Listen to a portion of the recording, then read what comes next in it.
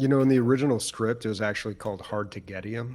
Shut the fuck up. Are you serious? True story, bro.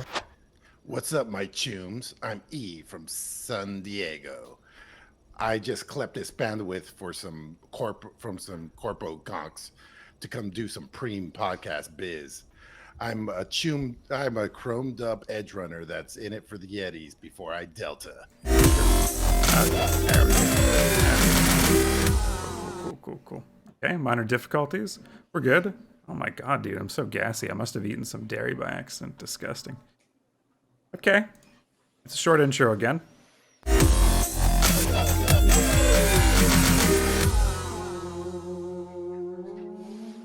Welcome to the DL Gaming Podcast. We're going to be talking about Skull and Bones, Cyberpunk 2077. Emilio has a crazy fucking helmet on his head, and Warhammer Rogue Trader. But first, my name is Christian. I'm Bobby. I'm Nick. What's up, my chooms? I'm E from San Diego. I just clept this bandwidth for some corpo gonks to come do some preem podcast biz. I'm a chromed up edge runner that's in it for the Yetis before I Delta. I don't know if you can get cancer through the internet, but I think I just did.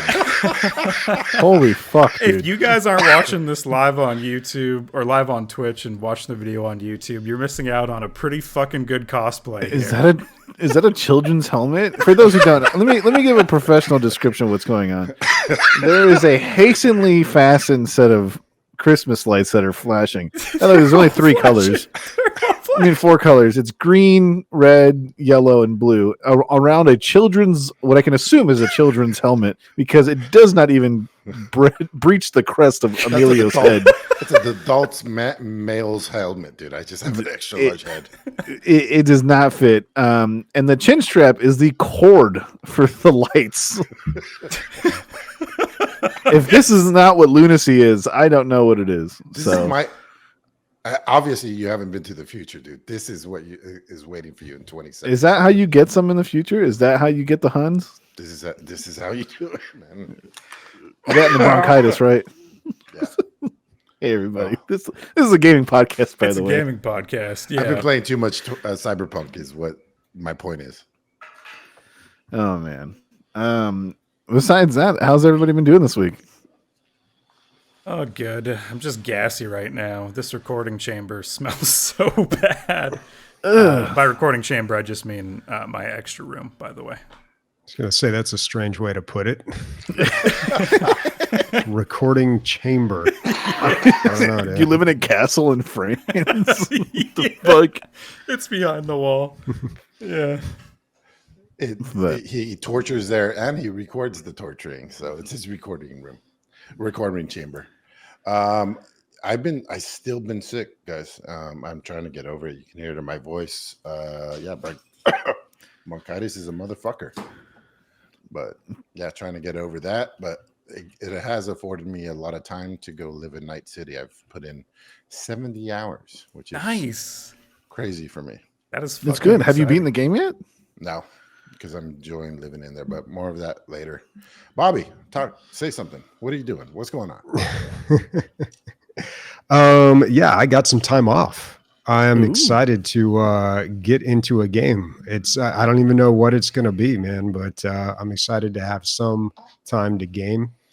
I think I talked a long time ago. I talked about my friend, his kid. I helped him build a computer, taught him how to do it. I think I finally talked him into getting Sea of Thieves. The Steam winter sale is coming out or starting on the 21st. So that's going to be a great time to pick up the game. And especially after playing Skull and Bones, I'm really feeling like it's time to go back to Sea of Thieves. Ooh, can't wait to hear why. Yeah, I can't wait to hear the comparison of those two. Bro. Yeah, I can't wait either. Okay. Dude, hold on. I want to mention something real quick. So speaking of Steam winter sales and Steam sales, I have a friend who's been playing computer games since he was like 16. Did not know that there were seasonal sales on Steam, and this man was about to pay $50 for Dark Souls 2. And I go, bro, the lowest price it's ever been is $10. He's like, what do you mean? I go, just wait until the winter sale starts. He's like, what the fuck is the winter sale? I'm like, my God. Are you living under a goddamn rock? And then what it is this guy primarily plays like Blizzard games, Epic games, and things like that. Like he hardly plays games on Steam. Yeah. Well, they have sales during the winter too. That's what I said. I'm like, Yeah, do you not bother to branch out and look? Yeah. He's like ready to pay $50. I'm like, dude, it's $10. Nick, you changed that man's life, dude. You I literally did. changed his life. He literally bought like 6 games after I said that. He bought every single Dark Souls, Elden Ring, and Sekiro. Oh man. I was just listening to a Lex Friedman podcast, and he had a like intelligence expert on. 16% of the population is under 85%. So 1 in 6. So there you go, Nick. Like your buddy's under. Oh, I'm sorry, 85%. 85 IQ score. Obviously, I'm in that category as well. I can't say what I'm trying to say. Okay. Let's go to On the Radar. Games that have caught our attention but we haven't played. And Bobby, what do you got? What's in the shrouds here? So this week, don't set me up like that, dude. Sorry. Don't try to lead in. Okay. Bobby, how's that? Yeah. Alakazam. All right. You know what? That was too little. You got to split the difference here, all right? It's all about subtlety. Okay. This week I'm going to be talking about Enshrouded. So this is a crafting survival co-op game up to 16 players, or you can play by yourself, but no PvP. Now, the reason I'm bringing up Enshrouded is actually because I was talking a little bit with the other gamers that I hang out with, the crew that I used to play a lot of Heroes of the Storm with. And I, of course, am trying to talk them into playing other games like Lethal Company and Sea of Thieves. They're trying to talk me into coming back to Heroes of the Storm. Not going to happen. Don't do it. Yeah. But they said that they are very much looking forward to Enshrouded being released on January 24th. So, I mean, I might check that out just to play with them. It's crafting survival, which is not really what I'm into, but the game does look pretty well developed. The developers of this game, the only other game they've made is called Portal Knights, and there's a bunch of DLC for it. And it looks like it looks very cartoony, but it looks like they've developed it pretty well. It's like not going to be as janky. I kind of associate like all these other games like Ark and Rust as being just kind of janky. There is not going to be any PvP, which is interesting, but the developers have said that that's something that they may consider later.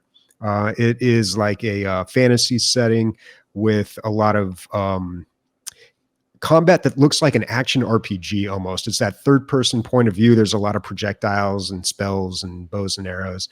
So I don't know. It could be good. The problem with these crafting co-op games is that I always get left behind. I don't have a whole lot of time to dedicate to it.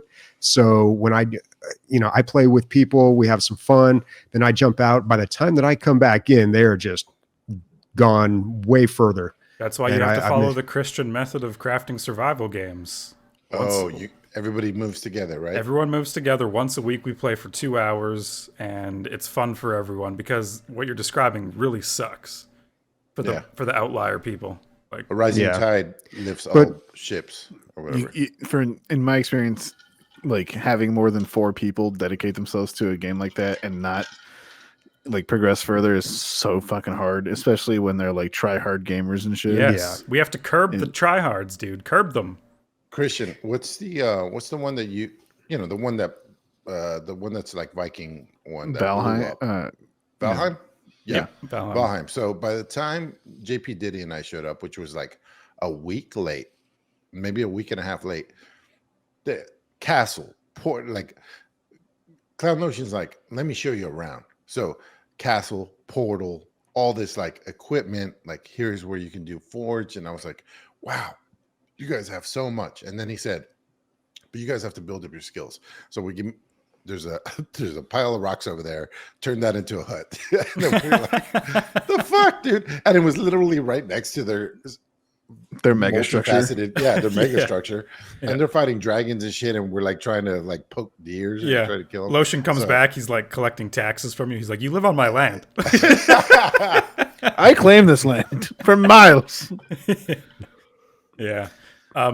Disclosure, I have a coworker who's working on this game, so I'm going to be a little biased, but separate from that, it does look very polished, and I am pretty excited to try out Enshrouded 2, Bobby. It looks it's not like Valheim. Valheim was like a little different graphics. I don't know how to describe it accurately. It just looks really fucking Pixelated, cell shaded. Like it's like a mixture of the two. They're really weird, but they're pretty.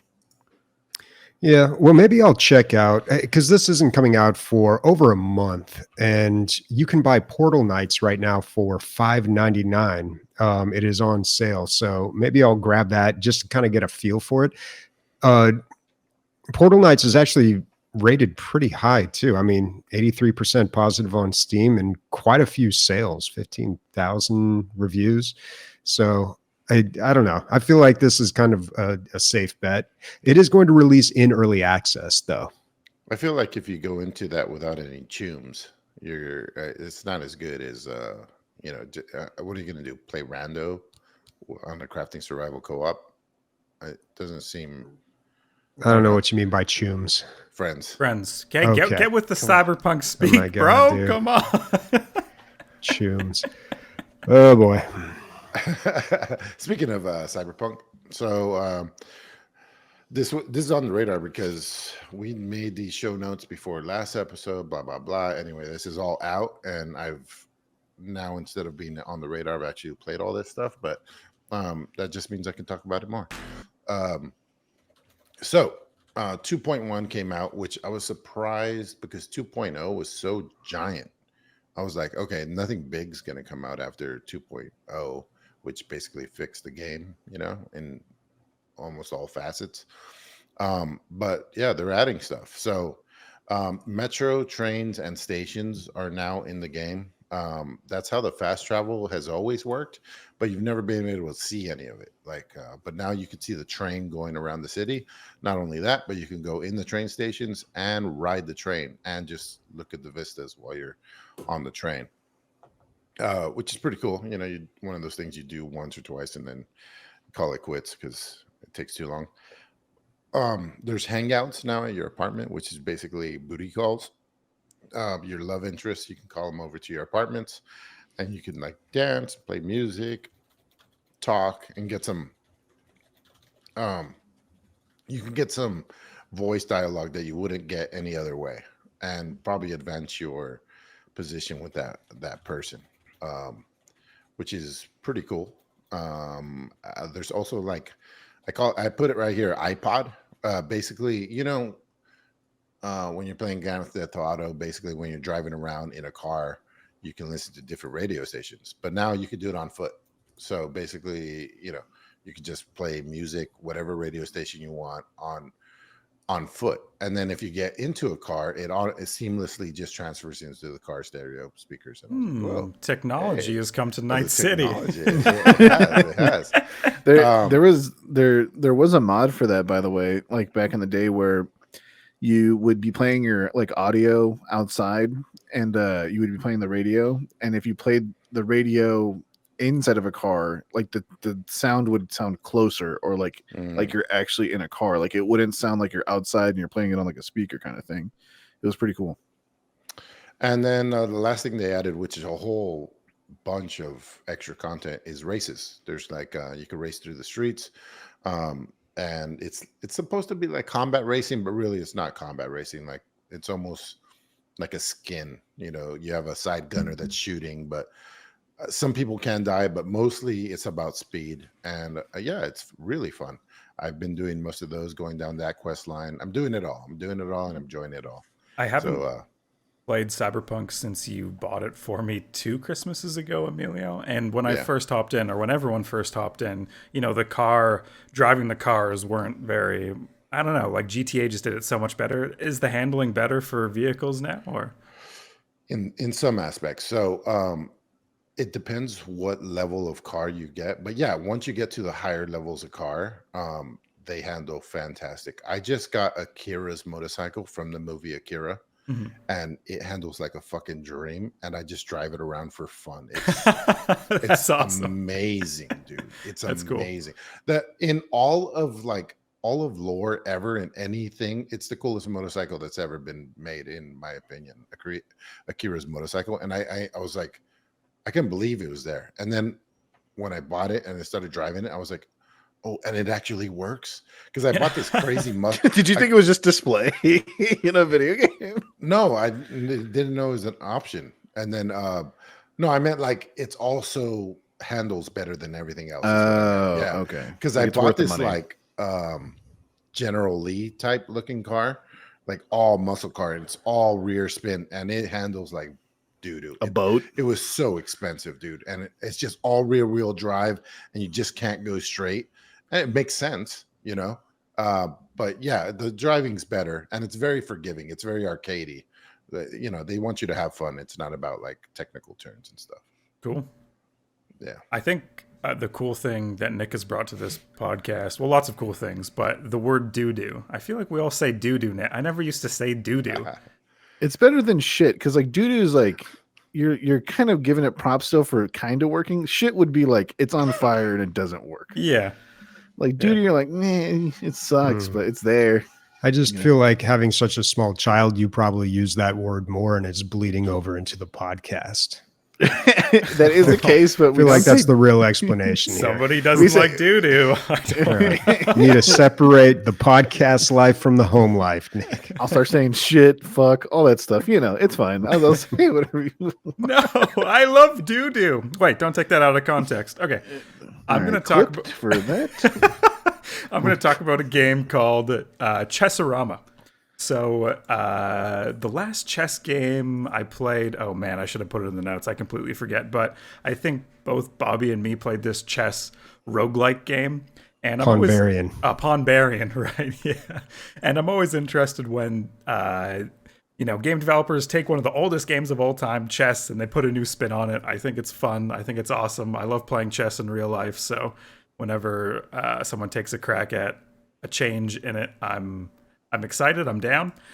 So Chessarama has a bunch of different game modes in it, and they say there is 100 different strategy puzzles for you to play through, all inspired by chess. So an example of one of them is you play soccer, but using chess pieces, and you can only move the ball like you move chess pieces. So if your pawn has the ball, it can move up one. If your queen has the ball, it can move diagonally, forward, back, pretty much everywhere.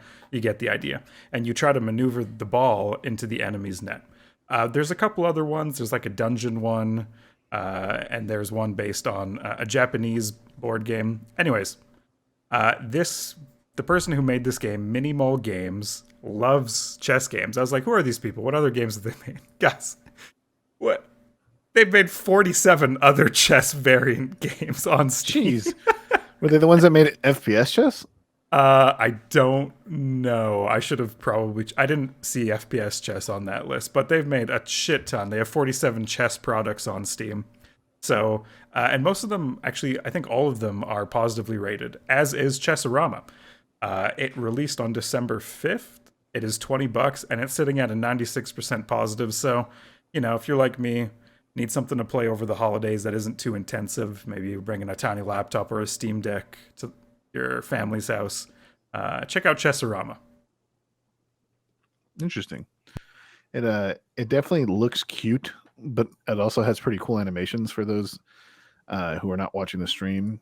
Everything is in I don't want to say medieval art style, but it's almost looks like Duplo characters. Not do you remember those? Like, they're not Lego, they're like a little softer and a little rounder. Mm-hmm. Yeah, Legos for younger kids. Yeah, like toddlers. Yeah. For my on the radar, I have not a game, but a game related item.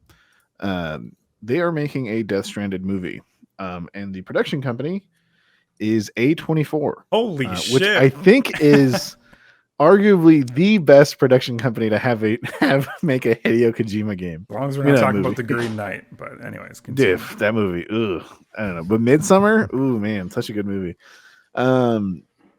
So it will not be a direct copy of the game, like as far as like the story and everything. The cast has not been announced, but knowing Hideo Kojima, he'll probably fill the cast with all of his friends, aka Norman Reedus and Guillermo del Toro and all them. He will be the director and writer of the project, the main director and writer for the project. And the rumor is that he didn't just sign for one movie, and that if the OD game comes out and it does well, that they're going to be making a horror movie, because A24 is known for like their psychological horrors and things like that. That is like the current rumor in like the Death Stranding subreddit. I'm excited for a movie, a video game movie, not being made by like a multi-million-dollar. I mean, A24 is a multi-million-dollar, but like one of the major studios like Paramount or Sony or whatever. Only because like whenever you see them, like 9 times out of 10, they have that lady from fucking Resident Evil in them, and the movie sucks, and it's not like a true adaptation. Luckily, Super Mario movie is like the best video game movie in like the last couple of years, I think, in my opinion. But yeah, they announced a Death Stranding movie, and it'll be coming out most likely in 2025. So, hey Nick, so it seems like he has a new technology or a new idea about how to, when they were talking about OD, that I mean, to me it sounded like, I'm just guessing here, it kind of sounded like when they filmed Avatar, where they had the microphones and all these points of recording. It was almost like mocap for your face. So yeah, he's shown the actual like booth kind of thing. It's like I think it's 100 and something cameras in like a bubble form, and it scans every motion of their face in the back of their head as well. And then the other thing is they have one for full body mocap, and so it's supposed to be like the most detailed facial animations in video games. And like not many studios will do it that way. Usually they do like the little dots on your face and track things like that. But the trailer for OD is that exact situation where it's their faces, and you can actually see all the cameras in their eyes. And so you can kind of see what the setup is. And yeah, it's gonna be interesting. My question is, do you think they're gonna be using that technology for this? For the movie? Yeah. No, I think it's gonna be live action. I think the only thing's gonna be CGI is obviously like all the crazy sci-fi aspects of Death Stranding, like the BTs and things like that. But I don't think it's gonna be fully animated like a Final Fantasy movie in like the early 2000s. Like, no, I think it's gonna be live action with most likely Norman Reedus or Mads Mikkelsen or whoever he feels the way he wants to tell a story, because he's always said that he's always want to explore more stories in the Death Stranding world, because like just how disconnected everybody is makes like a new story seem very appealing. So it's crazy, dude. Like certain people just get carte blanche as far as money and like whatever. Like I think people are starting to realize this guy's, you just put the name on it. Obviously he's probably going to deliver, but certain like Tarantino. That's what I was about to say. He's like the Tarantino of the video game world, not in the like the weirdness aspect or like how, but like how unique he is, and like just like you said, his name could sell titles. Yeah, his name sells titles, and then the suits just let up. They're like, okay, no notes and no rules for this guy. Just let him do whatever he wants. I don't know about that. Well, that's what happened with Kojima. I mean, that's what happened, with Konami, and he left. He's like, yeah, you're not going to make me push out this game and it's not finished. And that was Metal Gear Solid 5. And there's a whole third of the game that doesn't exist. The game was supposed to release a year and a half after it did. But Konami was like, no, we want that money now. We want those Metal Gear Solid fanboys to buy the game now. And people did. But if you bought the collector's edition, there's a DVD that shows you the last third of the game. And you're like, this makes so much more fucking sense. Like, this is such a better ending. And it's sad because it's my favorite game series of all time, and it just doesn't have a fitting end. But I think what's interesting also about him as well is that he actually made a statement today, December 17th, that he holds no allegiances to any company, and that's why he's releasing OD on Microsoft. It's not going to be on PlayStation. It's going to be a Microsoft product. So really he'll do whatever he thinks is best for his company and for them to survive and have the proper funding. But even Sony said when it came to Death Stranding, they're like, we're letting him take as long as he wants. Like they publicly said, we're going to let him take as long as he wants, move the game in the direction he wants to do, have the mechanics he wants. We're just simply there to provide the cash for the actual project. And so Death Stranding was definitely a unique game. I liked it. They're gonna make a second one, so it's like apparently it did move copies. It won awards, not a lot, but it did win awards. But I don't know. We'll see. Apparently, the universe is so interesting that A24, a multi-million-dollar publishing corporation, is going to be making a movie. So we'll see. Can we have just a quick bird walk on A24? Like everything, I don't know anything about movies, and so Nick, you mentioned something about movies or no notes, and both of Bobby's eyebrows went up. So I got to be careful the line I walk here. I don't want to say any fibs because I'm going to be called out. But A24, to my knowledge, was the only production company that agreed to all the strike demands right away, and so they were allowed to continue production during the actors and the writers' strike. And have you seen the trailer for Civil War, that Civil War movie? It looks so interesting. Or it looked interesting to me.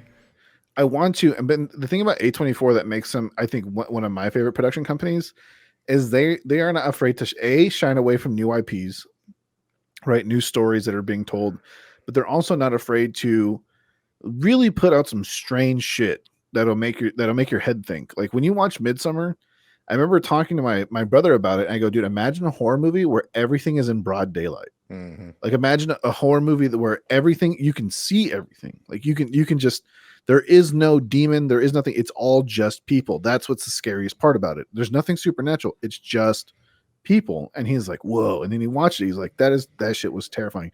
Leslie will not rewatch that movie. Now there's a bunch of other A24 movies. Some of them are too weird, or some of them do not hit a popular mark, like The Green Knight. The Green Knight has some of the weirdest pacing I've ever seen in any fucking movie. The weirdest cum rag either that I've seen in my entire life. Yeah. It was so juicy. You know what's really interesting? I had special access to a person who worked in the finance department for Legendary Films. And they basically, and Legendary is kind of like this too. They just take fucking flyers. They don't play it safe.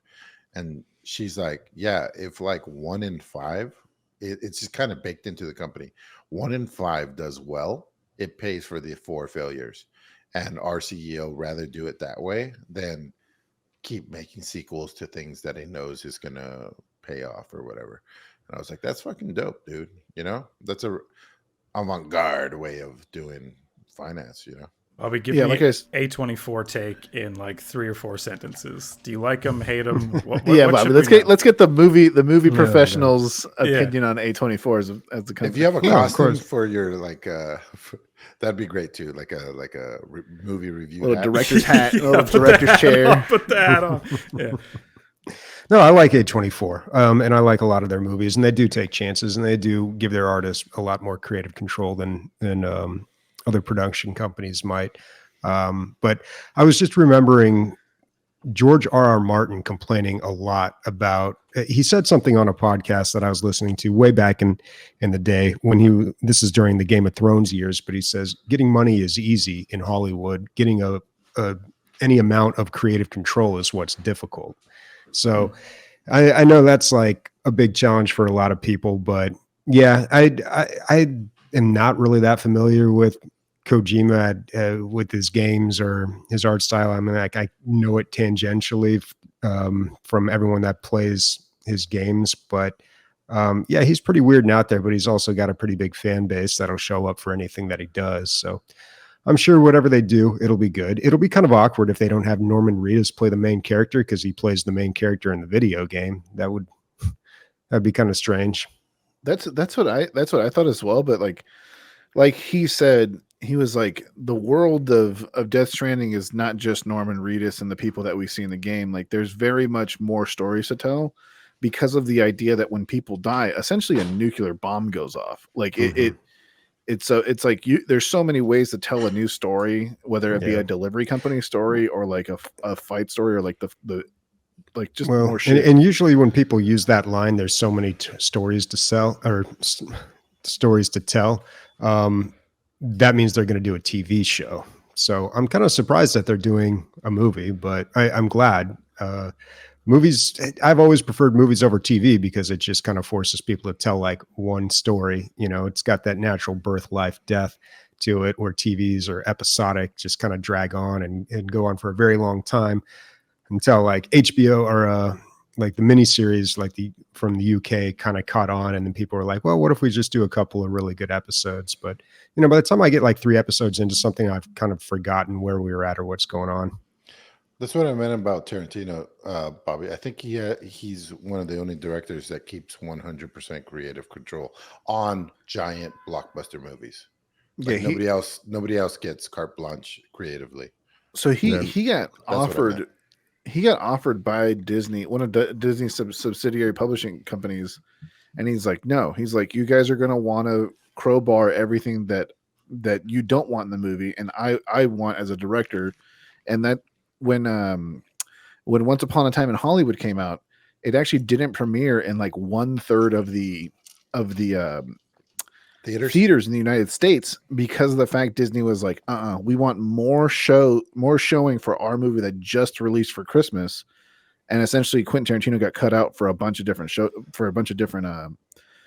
different premieres. And so it's like companies will hold grudges, but people like Tarantino and Kojima will do whatever they need to do to be able to have the control they want for their art projects, essentially. Yeah, but there's also people that just are really good at playing the game. Like they know how to make concessions to the big guys, but also please the fans, or at least give the appearance that, they have creative control. Like Spielberg's a genius at that, and that's why he's been so successful. Like he can play both sides, and that's not everybody can do that.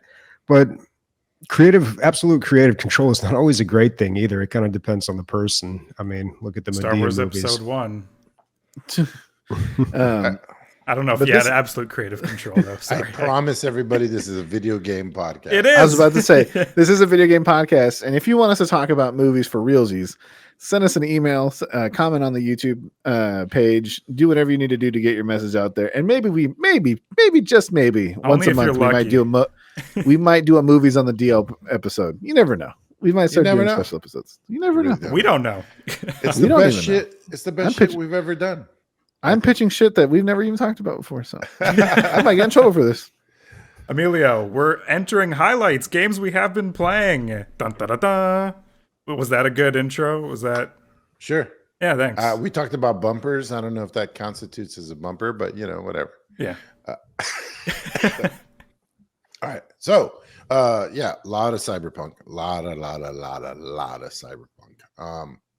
I'm going to talk about what I like mostly and a little bit of what I don't like.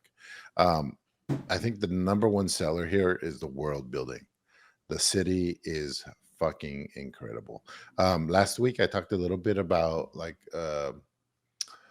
Grand Theft Auto and their city building, and I think it's just this is a whole new level until Grand Theft Auto 6 comes out, maybe.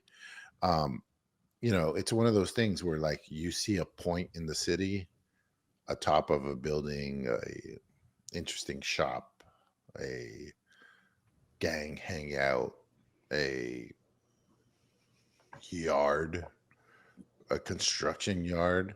Like it's all just stop your vehicle, walk over there, see what's in there, just for the fuck of it, and something might happen.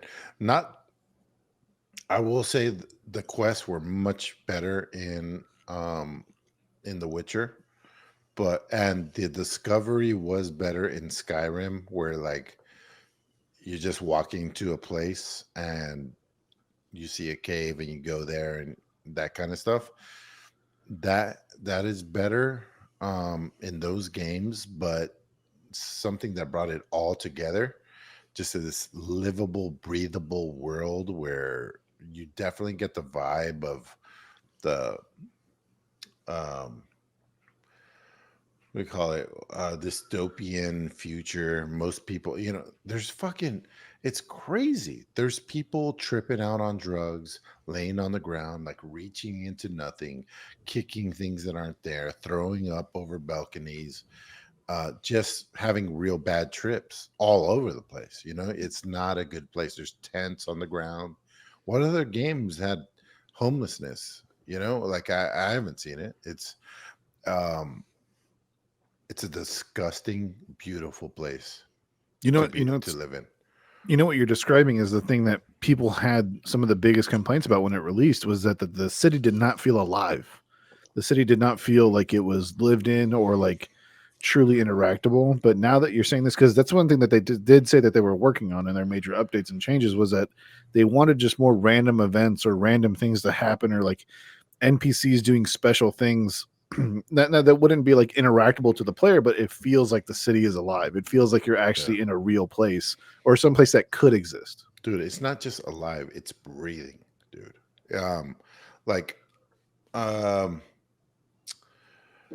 like when you're in the city center, there's so it's like watching a picture from New York of all those people walking places. There's so many people. You're like, what the fuck? This is stupid. There's too many people. But yeah, like nobody can afford fucking cars. They're all walking. They're talking to each other. You listen to the conversations. They make sense. Like it's so sick. And then you go into the industrial area. No people. Very little people. And roadblocks set up by the gangs in there. It's just a completely different world. All the sections of this whole thing, they all make sense. They're all awesome in their own different way. But let me go down my little list here. So there's something called dolls in this game. They're not exactly strippers.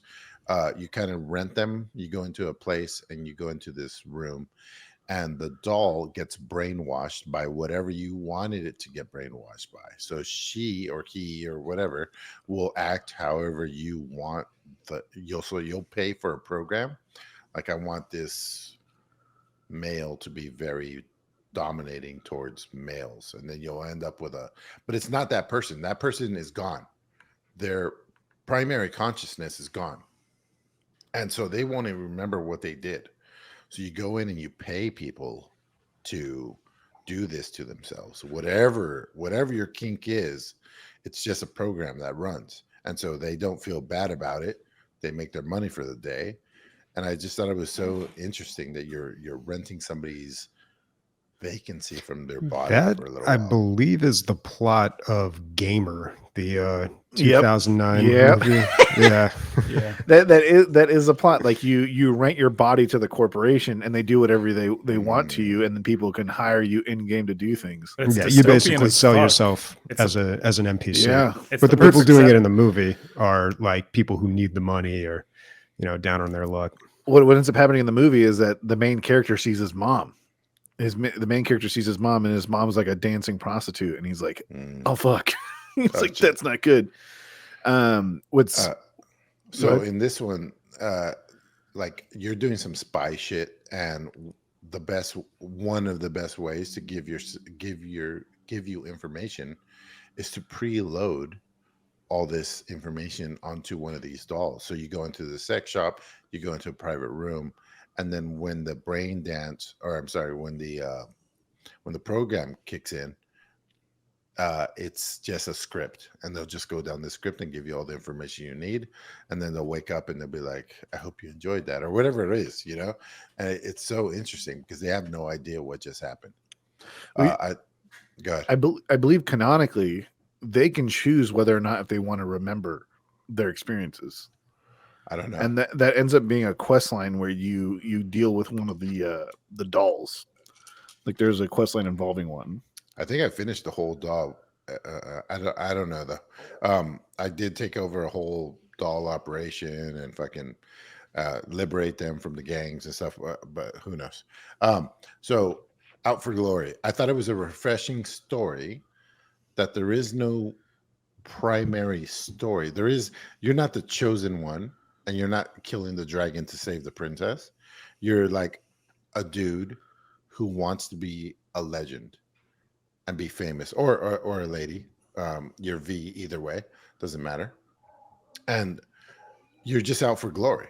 And that's kind of refreshing because most of the time, like, it's a noble cause or whatever, you can go about it however you want, but you're just trying to be legendary. And it's so cool, especially because you have Keanu Reeves, who is somebody who did achieve legendary status, and he's in your brain all the time talking shit. Just talk shit to you nonstop. He'll just appear and be like, ooh, I wouldn't have done that. It's fucking cool. Yeah, I mean, and then you are dying throughout the story. A little bit of spoilers here. You are dying throughout the story, and it's not even that he doesn't want to die, or he or she doesn't want to die. It's that legendary status will not be achieved if we don't stay alive. That's what's more important. I thought that was very cool. Um, I'm playing an all melee build, blunt weapons, and I got the biggest, baddest hammer ever, dude. Like fucking one shot everybody hammer, and I was like, fuck yeah! I got it off of a chick named Sasquatch. Like it was awesome. I was like, yes, and then I realized I can't, I can't sprint, I can't heal, I can't Just jump. smash. Yeah, just smash. You can only smash. Unga and Bunga. That's it. I could only Unga, no Bunga, dude. It fucking sucked. I put Pan Am here. She is a love interest, but really what I want to talk about was sex scenes. So in The Witcher, there were sex scenes, which is very rare in video games, and usually not done well. But I remember watching the ones in The Witcher and being like, "Oh, this is tastefully done." I'm glad they went the extra mile.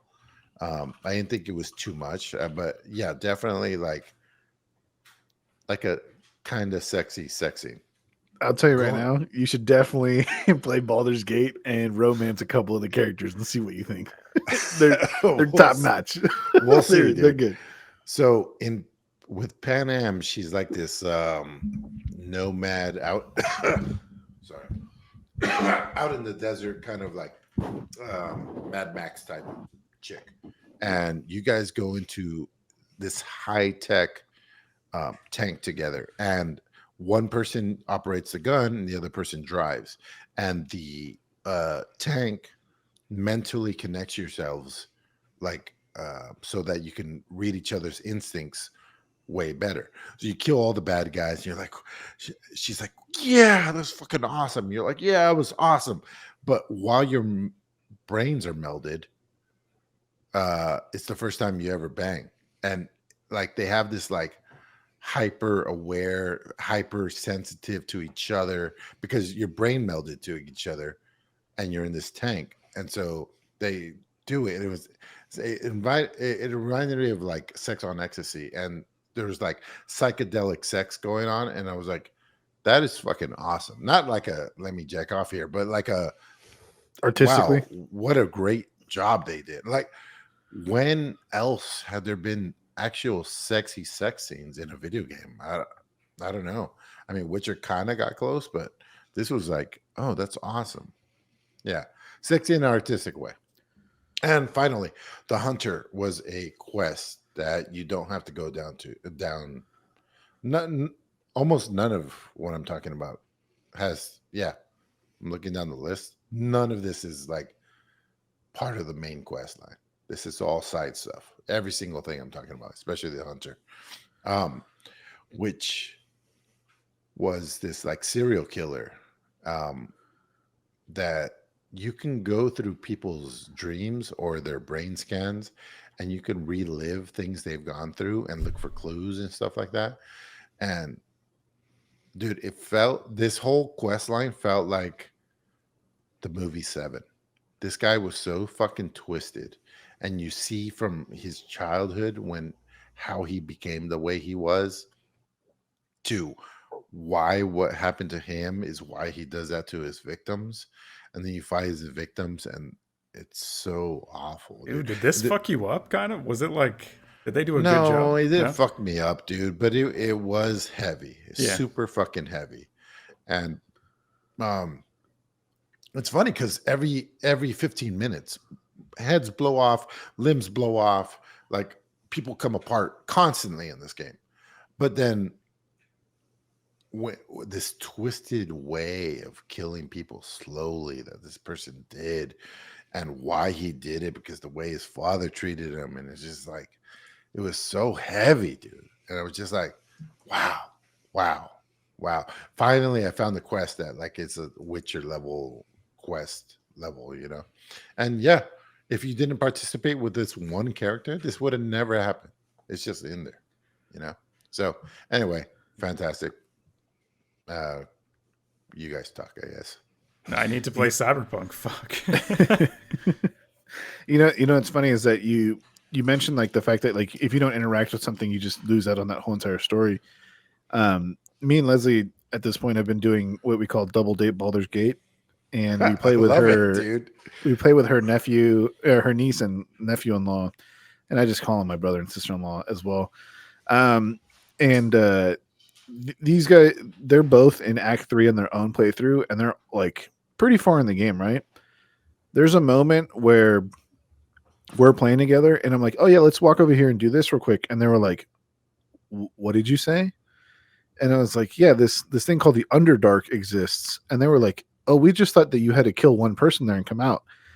And the look on their face, like the look and the sounds of that they made, like in regard to like when I explained how big this one little section that's almost completely skippable was to them, and they were just like, "We've missed so much of this game." Wait, what? Oh, wait, the Underdark is skippable? Okay, so from my perspective, the Underdark has been like 90% of the game. Like, I've literally done everything down there, and in no way, because of like the progress I've made, and like, I've made friends down there. I've made milestones. Love interests. Yeah, on my main quest line, like the game. No, you're saying the Underdark is skippable?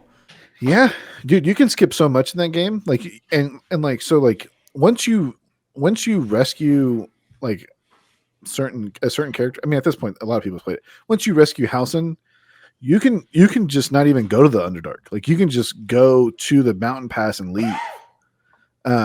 And like, yeah, you can go to the Underdark to explore like more of like what the Nightbringer is, or the Night Song is, or who Nier is, and all these other things. But like, it's all almost completely skippable. Like, there's one main quest that you can do down there, and you can just get to that area immediately and not have to just like, you'll never discover the Wizard's Tower. You'll never discover like the Gith translator plate. You'll never discover the fish people worshiping a false prophet. Like, dude, that scene was so funny.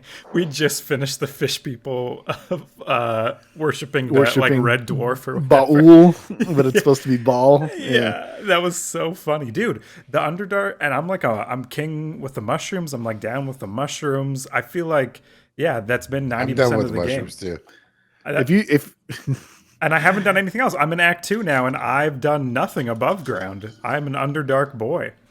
In Act 2, you need to visit every single district, because there's a unique boss for every district in that area.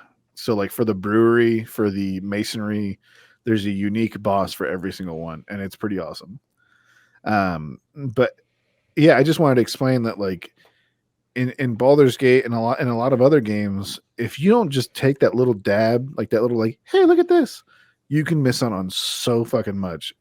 And like we talk in Discord about like some of the stuff that we experienced, because if we experienced it and just talked about it, we wouldn't go anywhere. And they're like, we love playing with Nick because he knows where everything's at. And I'm not talking about loot. I'm talking about like the interactable, interesting stuff.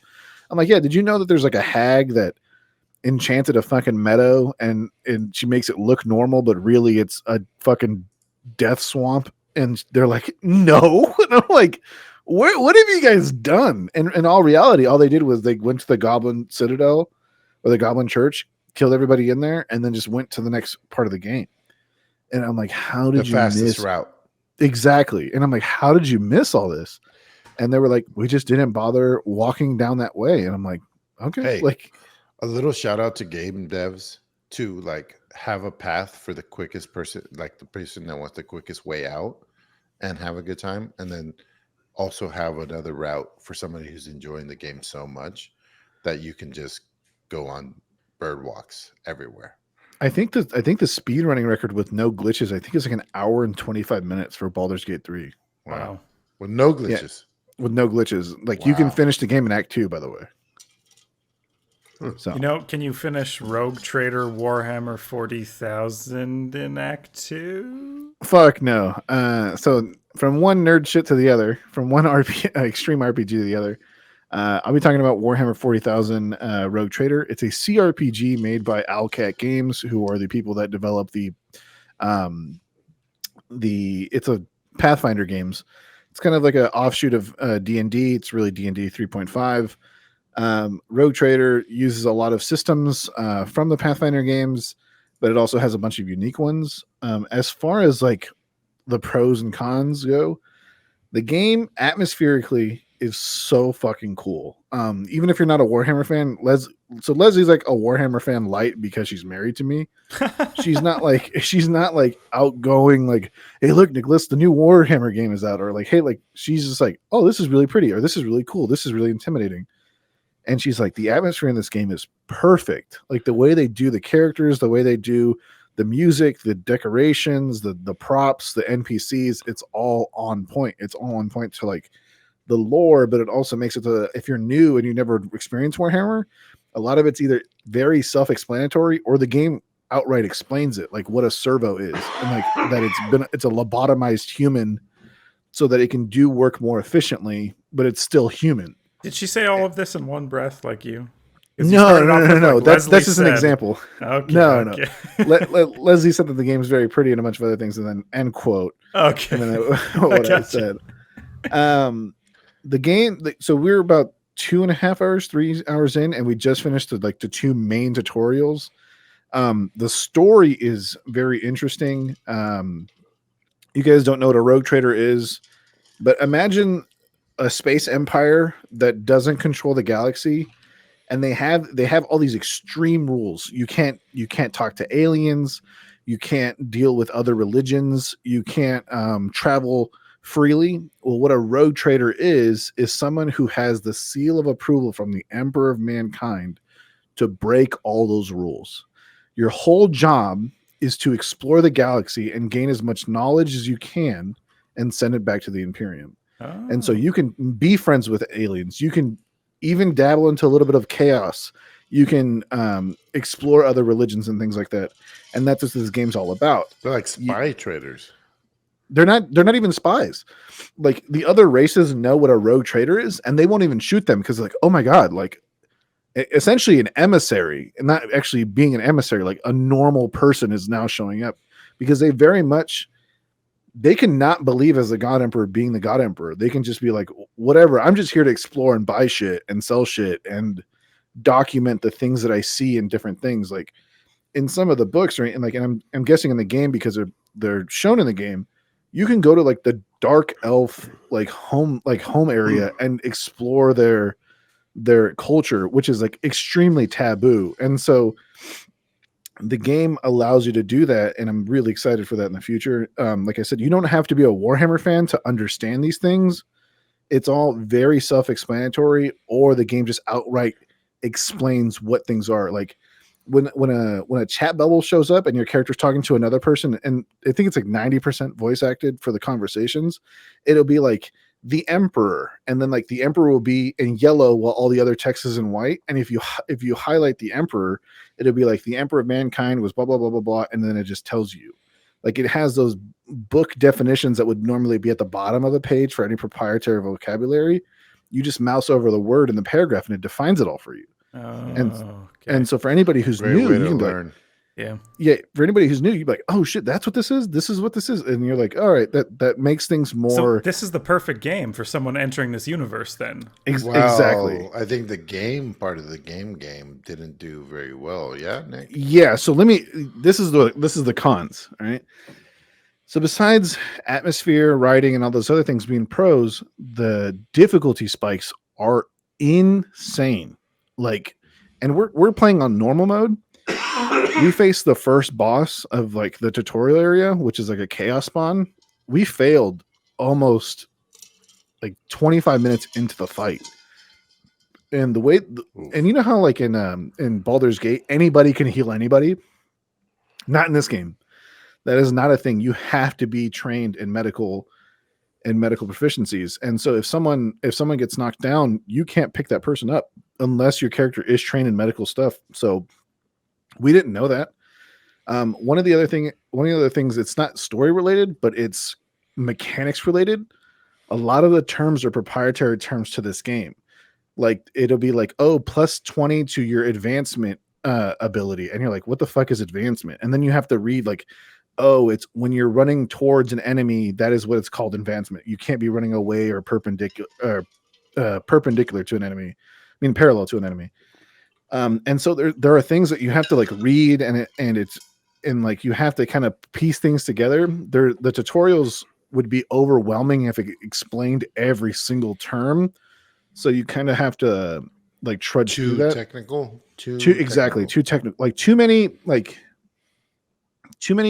terms to learn to be extremely effective. I wouldn't even say extremely effective, to be able to combo things well immediately. But does it use the Pathfinder system? Because you said they made a Pathfinder game. Is that the basis for the combat mechanics? They've made like 8 Pathfinder games. So it's a tile-based combat game. It's very XCOM-y, actually. Like it is very you move your character, there's half cover, full cover, 3/4 cover, hollow cover, hard cover, all these things. These terms and stuff, are they related to the Pathfinder system? No. Okay. They're all Warhammer related. Right. Like they're all all RPG part of it. Exactly. So the computer part of it is XCOM, and the RPG part of it is Pathfinder. Exactly. And so, but there's RPG elements. Like normally you'd be like, yes, this does 5 cold damage, but in this game there might be like 5 tech damage or 5 whatever, and like you have to kind of learn how these things mix together. It's like there's so many terms that I can't really even bring up a hardcore example, but in the sense of like these terms you wouldn't hear as other types of damages or abilities in other games. They're just for this game. And I think that's the Warhammer part being too Warhammery. Like it's being too defined as far as combat mechanics go. Dude, I think we should clip that. You just said the Warhammer part being too Warhammy. That's if you're trying to get new people, yeah. If you're like very familiar with Warhammer, or you're very familiar with essentially like the way the board game or like the tabletop game works, a lot of these terms are already defined for you. So yeah, if you don't know, then you wouldn't have any familiarity to it. What I will say is another con is how multiplayer works. So you can play with up to 5 other people. You have a party of 6, and you get, I think, at the end of the first tutorial area, you have 4 people total. But the way that it works is you're on Steam, but you're using Epic Games matchmaking and connections. Ugh. But you don't have to log into Epic Games. Barf, it's so weird, dude. all our faces. Yeah, even Bobby, who let me explain. Disgusting. So Leslie doesn't have an Epic Games login. But when I messaged her and I was like, okay, join the game, and she joined, it was like now connecting to Epic Games servers, and we're like, what the fuck? Like, how did that I'm happen? not even logged into Epic Games. It's seamless, but you're just like, that's weird. That is weird. The other thing is that you only get one custom character, and that's it. You get all the other characters are pre-mades. Now, luckily, we got a character that Leslie likes immediately. Like, besides the first character that you can get as a homie, the next character is a female who's a battle sister who's like a badass chick, and Leslie's like, finally, one of my kind. Like I get to play as a girl or a lady. And it's one of the characters that we have a bunch of models for, and it's like, oh, that's awesome. But the fact that you can't create a secondary character, Leslie was like, I want to be my own little space pirate. Like it was kind of sad. Oh. Other than that, I so far, obviously I've only paid like 2.5 hours, 3 hours of the game. I couldn't give it like a higher score than like a 7.5. But if you like the Pathfinder series or you like CRPGs, definitely give it a try. I would do like the whole, like, you have 2 hours to play it and you can return it if you don't like it. I would probably exploit that if you could, to discover if you like it or not. Exploit it. Okay, cool. Warhammer 40,000 Rogue Trader. Now, Bobby, the segment everyone's been waiting for, the fireworks of the episode, if we may be so bold. Skull and Bones, we played together. Bobby, did we have fun? Did you have fun? I don't know if That's a good question. I don't know. It's so ambiguous, dude. Yeah. What are your thoughts? I went from a hard no to a soft yes to a soft no. I Yeah, think. I think That was my the- journey with this game. Yeah, the graph on that is like, checks out.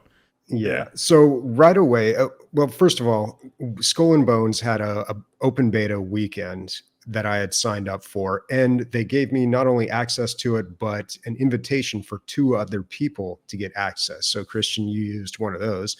So we jumped in and played together.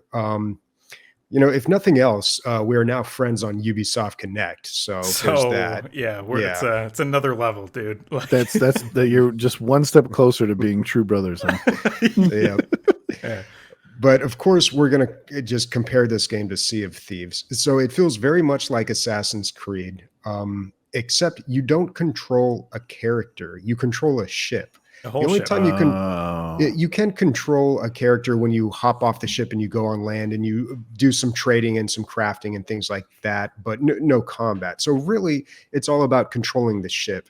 And it's only one person per ship. So even though Christian and I were on the same team and co-oping technically, it didn't really feel like it because we were both just handling our own ships and doing whatever we really wanted, I guess, just working towards a common objective. But Bobby, the best thing about the ship, and I know you'll agree, is when your shipmates burst into song randomly. Yeah, your crew likes to just burst into That's song. very Assassin's Creedy. Yeah. Yeah, and you can pull up a scroll wheel to turn that off, although I somehow took that off my scroll wheel and couldn't stop them from singing anymore. But it is not like it is nothing like Sea of Thieves. Sea of Thieves, it's like a first-person shooter, basically, but you can get on a boat and you can control it with your friends. It's rather slow-paced combat, but still can be very exciting. This is more, I would compare it to more of a mech game. You are controlling this ship and you're upgrading the ship and you're modifying it and you go out and you fight other ships. And it's not really focused on the individual or the person and collaborating with another player. It's just, I don't know. So I know one thing Christian and I both had a big problem with is at the very beginning, they front loaded with a very long tutorial. It's not that long, but it felt long because when you play a game with someone, you're just like, you're ready to go, right? And just to be told like, nope, there's going to be these unskippable cutscenes and you're going to have to play through all these really basic tutorials that you probably could have figured out by yourself if you played a video game before. It really slows things down. Shout out to the finals. John and I played it last night. I had played it before. He had never played it before. I don't know if this has anything to do with him being in a group with me when he started the game, but he was able to skip through all the tutorial so that we could start playing. Dude, and the tutorial in the finals is actually probably 35 seconds long. It's like, here's how you shoot. You press Q for this thing, and by the way, you have to get the money in the other thing. Now go experiment. We got to play the finals this week. Dude, Well, we got I to feel play like the finals. 90% of video games will allow you to skip tutorials. Yeah. There should always be an option that says, I have played video games before. Dude. And you can click that No. and get right in. You don't need Not to teach this me to one, dude. crouch and Dude, jump. I Yeah. I have 117,000 gray hairs. 4 of those was from waiting for people to get through the tutorials while I was waiting in the group. But Bobby, it wasn't just tutorials, dude. It's the fucking cutscenes. There's cutscenes for everything. There's dialogue and story cutscenes. Okay, it's an MMO. I'm supposed to be playing with my friends. Fine, I'll watch this fucking 10-second cutscene. I'm crafting stuff, there's a cutscene. I'm getting on my ship, there's a cutscene. I'm taking a shit, there's a cutscene. I can't walk 10 feet without there being and interacting with an object without there being Butt scene. You're telling me there's a shit scene? Yeah. It's like, it's too much. It takes away from the experience of actually playing the game, and it takes away my agency, and I don't like it. I don't like these unskippable cutscenes. Yeah, that's understandable. And even if you get past that, when you actually get to playing the game, it's really not that exciting. I was kind of getting into it after a while, but it is very repetitive. And of course, we're only playing a 6-hour demo. This is not going to show us the entire game, but you can see where they're going and what the pattern is. You get in your ship, you go out and you blow stuff up, or you go fetch something, then you bring it back, you get experience or infamy, I think they call it. You level up that and you gain resources, which allow you to build, upgrade, modify your ship, and then you go on to harder missions. Now, they didn't seem to have PvP turned on in this demo, and I don't know if that is indicative of what the final game is going to be like, or if that's just what this demo was. There's like a safe harbor place where nothing can happen, like a safe zone, and once you leave that, then other ships can attack you, like NPC or PvE combat can happen. But then we started firing on another player and they started firing back on us. And after a little bit, we realized nobody's doing any damage. We were about to have so much fun, and the game was like, no. Yeah. No fun for you. It's a demo though. Like, that was dude, limited within the demo. Maybe, dude. You gotta give him access to PvP. Like pirate games, you gotta be that murderous asshole in the pirate world. Like there is no room for kindness kind of shit. Yeah, exactly. Like I have seen the most treacherous asshole shit from Sea of Thieves players, and I'm like, oh my dude. And it is so pleasing when it does happen that if they don't give you that luxury, then it's not a pirate game. It's just ship simulator. Fuck that shit. Yeah, I want to be able to thematically on point. Although I do understand it in a certain sense, because if you would allow PvP, it would have been very easy for someone who had leveled up really quickly and was very powerful to just camp the base and blow up anyone that was leaving. Like that would have been incredibly easy to do. But then again, you are limited to 6 hours in this demo. So if you spend it all watching cutscenes, that's your demo experience. I wanted to talk about the difference between this and Sea of Thieves. First of all, you jump into Sea of Thieves, even if you don't know even if you don't know what you're doing, like me, you're still going to have a great time if you're with a friend or a crew of people, because you're going to have these chaotic moments where you go out and other players are going to try to attack you and unknown shit is going to happen.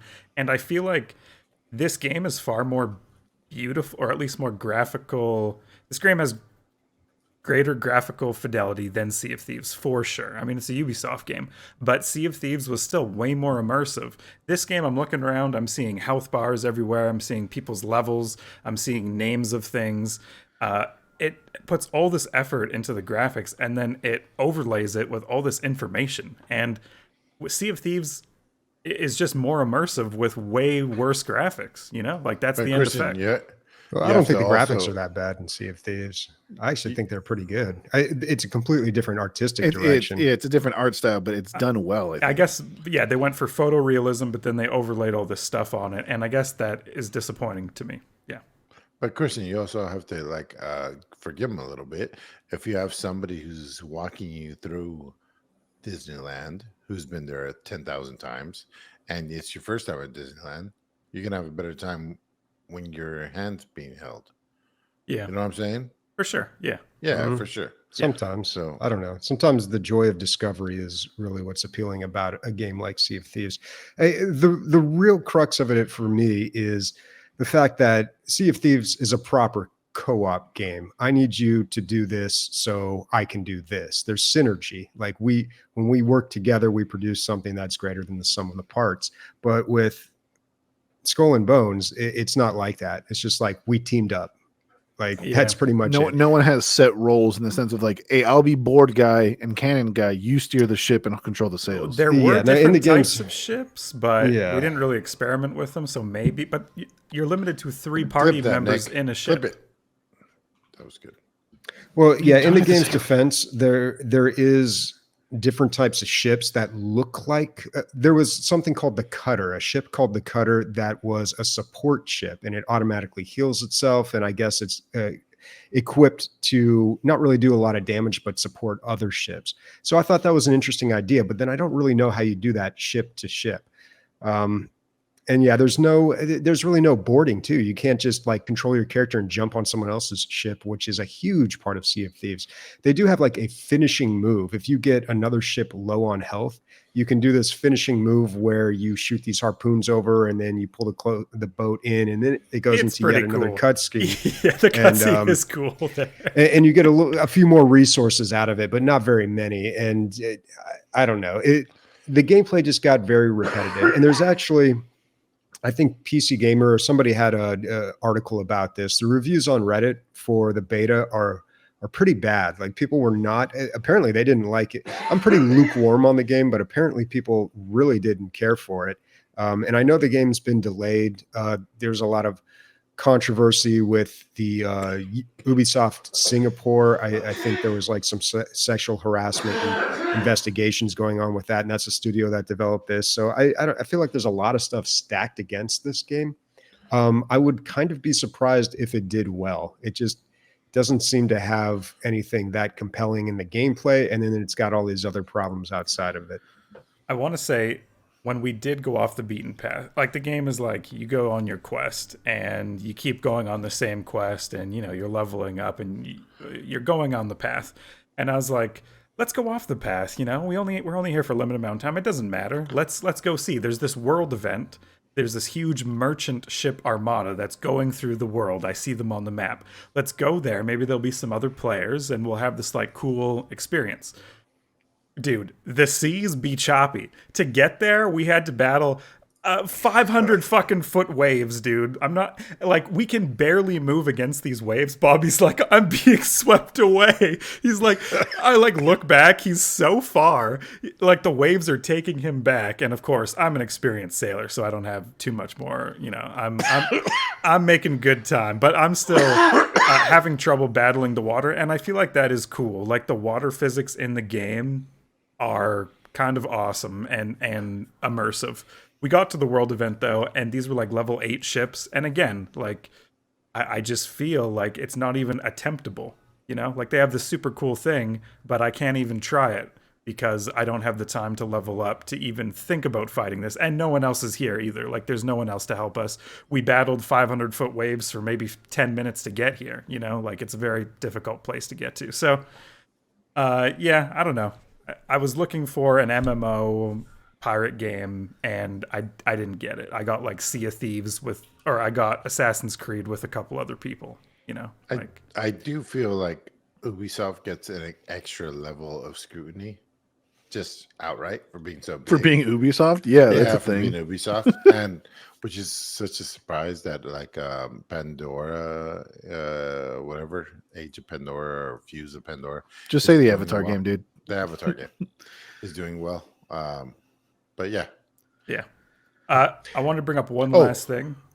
How do they deal with death? Like if you die as an individual, and how do you die as a ship?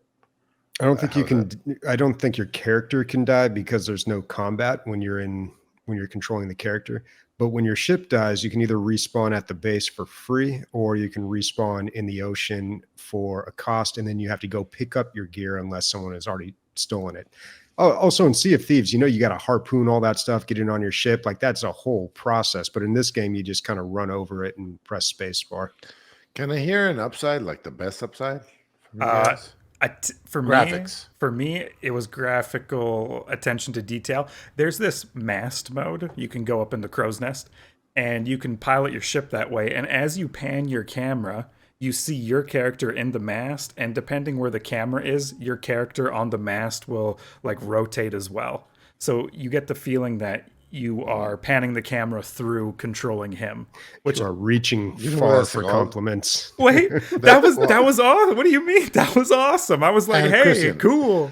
Everybody, it's played out, dude. It's called Mass Effect. All right, Bobby, I'm jumping off a bridge. Awesome? No, dude. The game is just nothing it's awesome. Not that great. Awesome? No, dude. Like I'm not gonna lie to you. I'm not gonna sit here and tell you the it's least great shitty thing. The least shitty thing.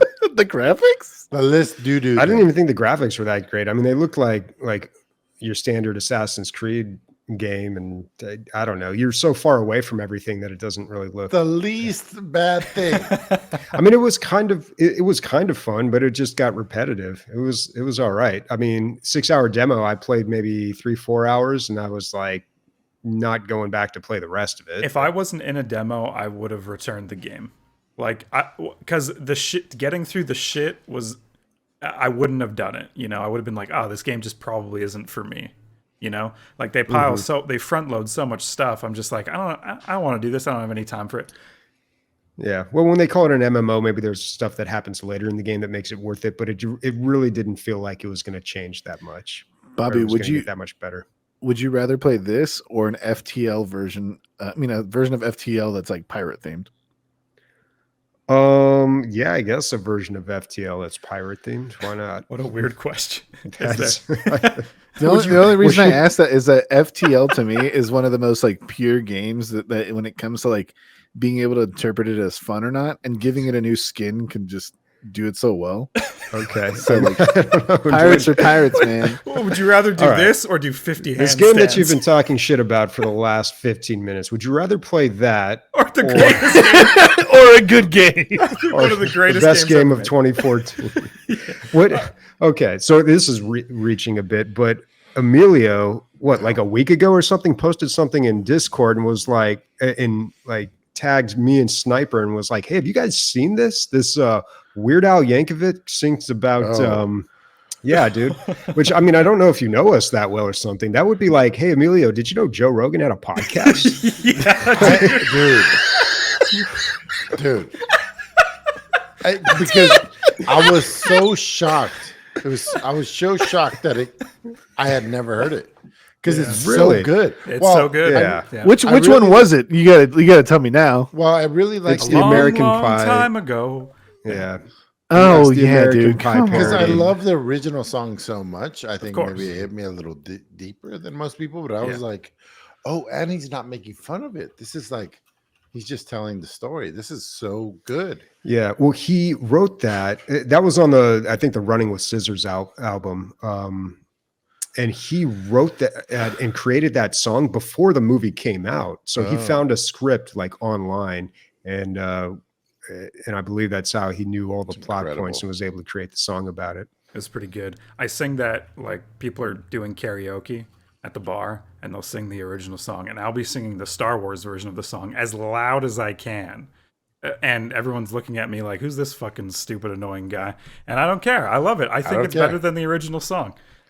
Nick, have you heard it? I've heard the song, but I can't like sing any of the words. Dude, you haven't listened to the song. You don't know this. You don't even know. My brother-in-law is like a legitimate Weird Al Yankovic like super fan. Like he has all the albums. He has he knows his birthday. He knows all this other shit. He has one of his locks of hair. I think so. I think he's got one of the curls. Like Guys, character creators. In Skull and Bones, you fall down on your ship. You're being sold into slavery or something. Or no, your ship just got blown up. And you're, Titanic style on this plank. And in the reflection of the puddle is how you make your character. And I was like, oh, that is pretty unique and cool. Like I'm looking at my face, I'm trying to survive, and I'm like, choose my hairstyles. I'm like, okay, who am I? Who am I? How much hair got singed off in the fight? Yeah. So I was thinking maybe a cool question. Is there any character creators that like stand out for you guys as like in-universe things? You're like, oh, yeah, that makes sense. Well, because I have this... It's the whole theme going on this time. Cyberpunk's is pretty good, but I give it extra points for it later on. So you can... So first of all, the pansexual, pan-racial, it doesn't matter. Like nobody cares about any of that stuff. Some people do bring in, they'll bring up like, oh, I had a transition. It happened like twice in the game. Not intrusive, not about that. It's just like part of the story. I thought it was so cool because you wouldn't be able to tell, and you wouldn't be able to tell in the future. So every time you go to a Ripper Doc, the Ripper Docs are the people who change your cybernetics. You can also change your appearance. Like, why wouldn't you be able to do? Like, if they can change your bone structure, why wouldn't you be able to change your face and color and tits? That's why pretty not? cool. Yeah. And then the clothing is off the wall, like what I was wearing earlier. Yeah. Like a lot of that kind of stuff. Yeah, it was a perfect. Don't worry, that's going in the one-to-one. highlights, buddy. Yeah, Nick, any character creators that stand out for you? I mean, you mentioned it before the podcast when we kind of talked about it a little bit. The Fallout one, when you get to choose your baby, that one's pretty awesome. The good. GTA one for GTA Online is really interesting in my opinion. You don't get to decide too much as far as like what your character actually looks like, but what it is you choose your characters as parents, And then like the millions of NPCs that are there, you get to choose 2 NPCs and then it forms a character. Wow, that's cool. I didn't know that. Sweet. Yeah, it's really I don't know if they've changed it, but that's how it was when I first started playing. It's really, and you can choose John Marston from like the Red Dead Redemption games as like your dad, and so your character will have like a kind of like a tanner, like a more sharpened jawline and things like that. But you just choose 2 parents, and then that's how you get your character. As far as in universe game like character creators, that's one of my favorites. Yeah, in universe. Yeah, Bobby, any. I know you. I don't have a good time. answer for this. I like character creators that let you just do ridiculous things like that Street Fighter game. The one where you can have like super big shoulders and like little twig arms. You're just like, like you can just look like a giant gorilla. Yeah, those are fun. But I don't put too much time into character creation. It kind of drives me crazy that they hit you with that at the beginning, but of course that's where they're going to put it. And then like, I sit down to play a game and then I spend like the next like hour figuring out what my character is going to look like. You're asking the guy who names his D&D character Dwarf Paladin. Okay. Like how much creativity and love for creativity. In a lot of these games too. If it was a halfling sorcerer. No, it was a dwarf paladin named Dwarf Paladin. It wasn't. When asked by NPCs, what is your name? He's like, my name's Dwarf Paladin. I'm like, first name Dwarf, last name Paladin, middle name fucking Steven. We just did not have. We did not have any. All right, Bobby. How many skulls out of bones are you giving this game? Skull and Bones. How many skulls out of bones? I'd say 2.5 skulls out of 6.5 bones. Okay, that's perfect. I know everything. Music. You guys could have just skipped your whole segment. I could have just heard that, and I would have known exactly where I was. I thought the segment was pretty good. The Mast effect, apparently a fucking huge thing I didn't know about. Okay, cool. Moving on to Guess That Sound, guys. There's $50 fucking in the pot. Christmas is around the corner. I see your guesses coming in. I'm impressed. I'm intrigued, but you got to do better. Okay, you can email for the sound I'm about to play to guess, pixelshitshow@gmail.com, and here is the sound. That's the sound. That's all you get. Okay? Patrons what? What were the previous guesses?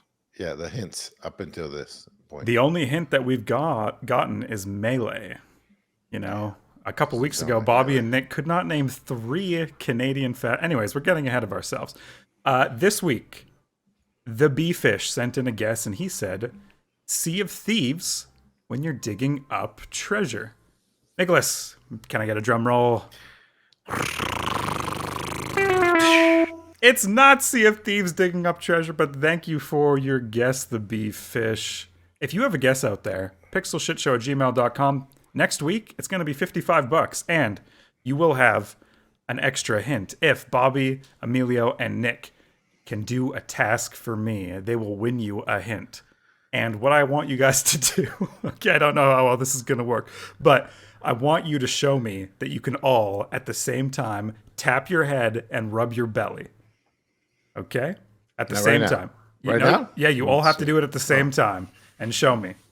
Okay, Nick is on, Emilio's on, Bobby is kind of on. Yeah, we're all good. Okay. Bobby's doing it as robotic, dude. Okay. Bobby.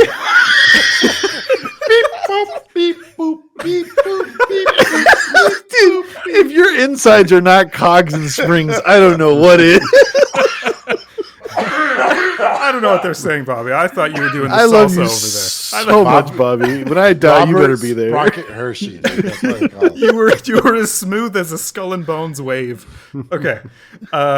Perfect. You guys get a hint. So, Emilio, you get to ask any question about the theme of the video game to guess, like post-apocalyptic or what's going on, and anything you want to ask about. You're giving those rights to someone. Basically, I get to ask the setting of the game. Yes, but any specific questions either that you want to ask about the setting. Does it have to be a yes or no question? Okay. What is the view of the game? First person.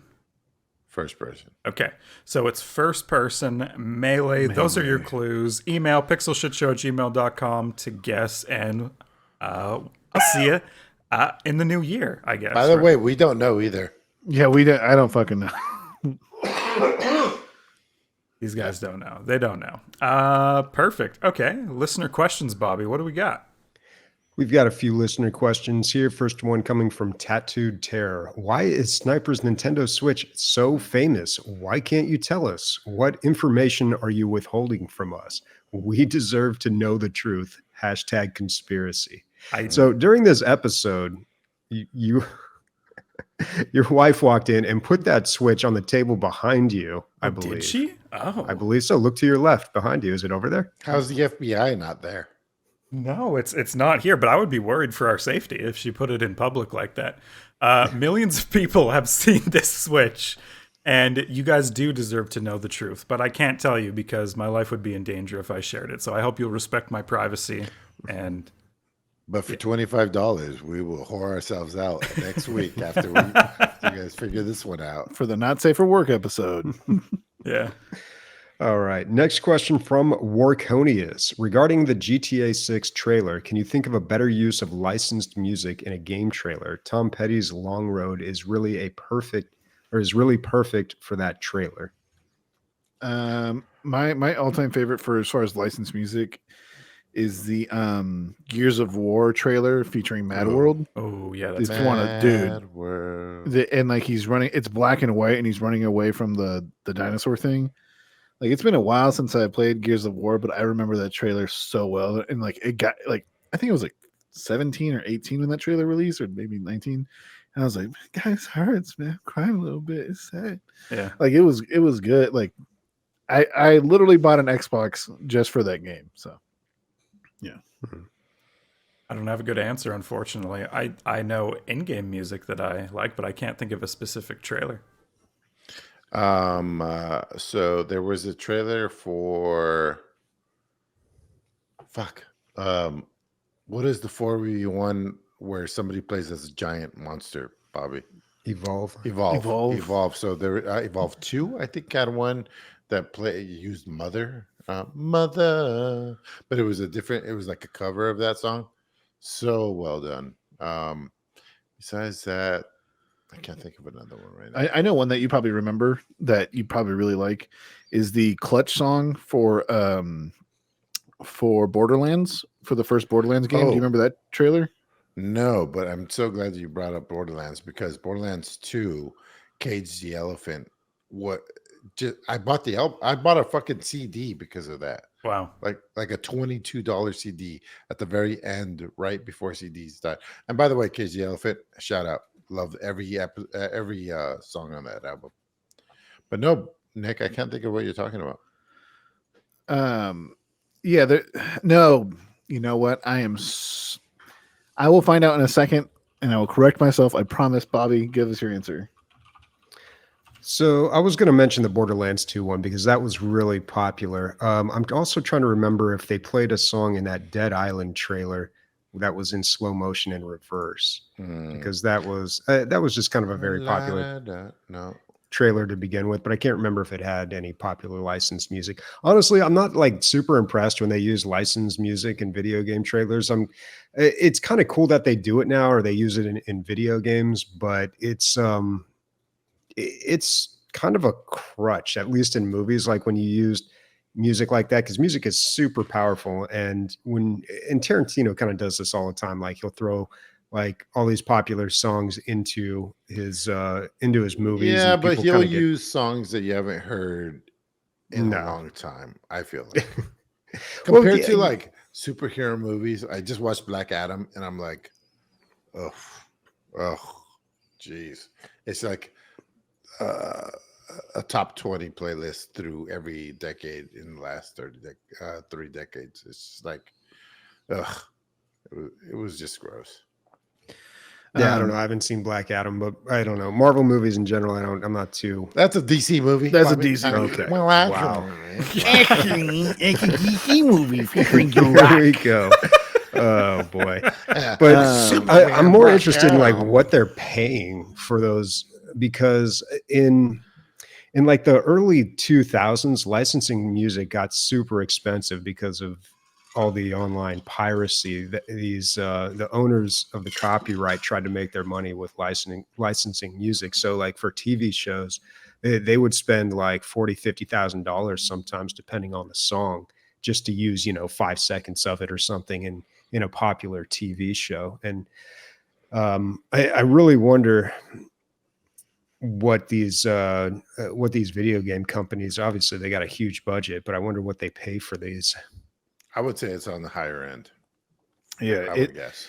Music rights are pretty rough. As far as what I was talking about earlier, like a weirdo, it is the Left 4 Dead 2 trailer featuring Electric Worry by Clutch. It is it's a TV spot. It's like 30 seconds long, and the way that the song plays and it like the game kind of like there's animations where like a zombie's throwing a car and like the car will slam as the drums are playing and all these things. It works very, very well. Even though it's 30 seconds long, it's very good. Yeah, the song is Electric Worry by Clutch. And to think they could have saved all that effort editing the drums to the car just by putting some dubstep in there, right? They could have done. Dude. Do you remember when Call of Duty was doing Eminem music only for their trailers? No, that's like till like a laughs. I'm like, oh, dude, this is so fucking cringy. It's like right after I stopped playing Call of Duty, that shit was coming out, and then they came out for another Call of Duty title. They used the same Eminem song. I'm like, what the fuck, dude? There's only so many. Yeah, I must have missed songs. those. I don't remember that. Oh, but yeah. I don't know. I mean, it's fine. I don't want to sound like it's like, oh, this is stupid, and if you like it, it's stupid. But typically using a lot of licensed music like that, it's a very easy way to elicit an emotional reaction out of people. Like it always works. So I don't find it incredibly creative, but you can do the same thing with scores in movies as well. Like the soundtrack to a movie really informs the audience of how they should be feeling in a certain scene. And if you do that too much, it's a little too much hand holding for the audience, I feel, unless it's a kid's movie. But yeah, that's my terrible take that I always have to give on everything. Old Man Dave has a question. What is a studio or game IP that on the surface seems to be a strange combo, but you would still love to see it? For example, Supergiant Games making an Elder Scrolls game. Ooh. I wouldn't say strange combo, but there are a couple that could be done very well. Do you guys have any like that are in mind? Like ones that don't exactly mix, but if you thought the production company could do it, that they would probably execute it pretty well. I would love Bethesda to make a strategy game set in one of the Elder Scrolls universes.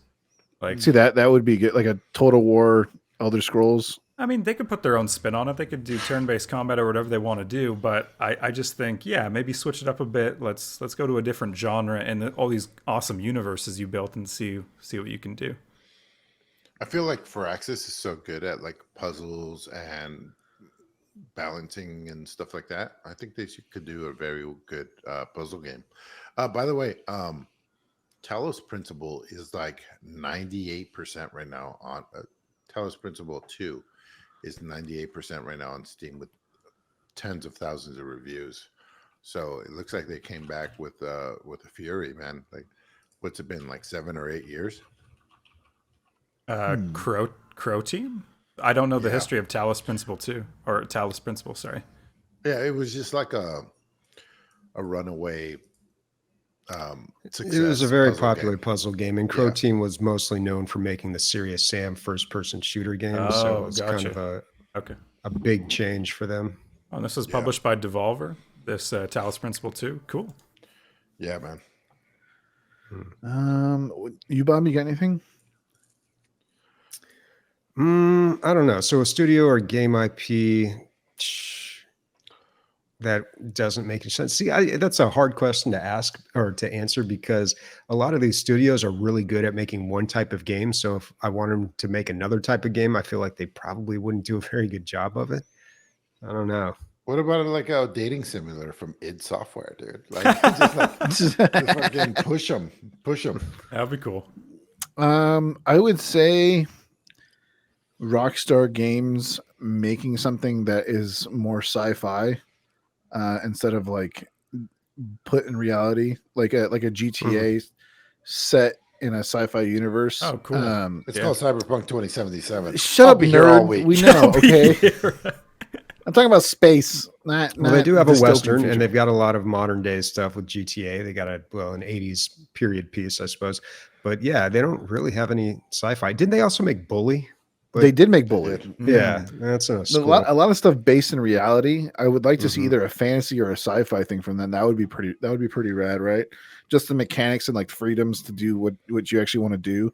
But I think like Bobby said, they have the really expertise to make these little areas feel so alive that if you expanded it too much, like into space, I think that's one of the biggest problems about Starfield is that there's too much to explore.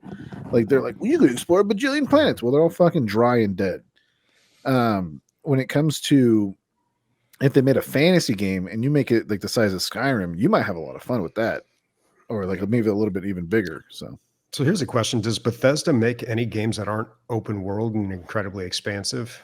I don't know about. Let's get that sniper info. What do you got there, buddy? Yeah, I'm looking.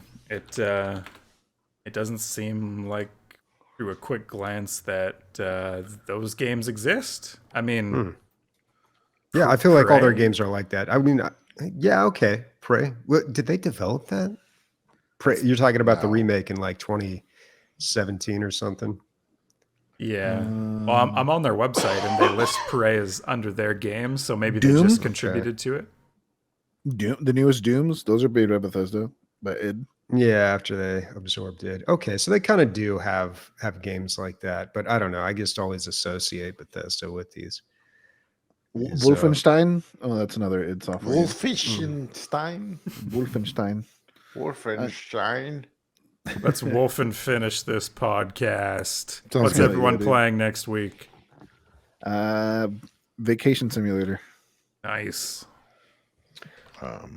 Are we should I know a lot of people are going to be out of town, but we should talk about getting together and playing some finals. Yeah, I agree. I played last night with very drunk JP Diddy, and we had a blast. No matter, even though we lost every round.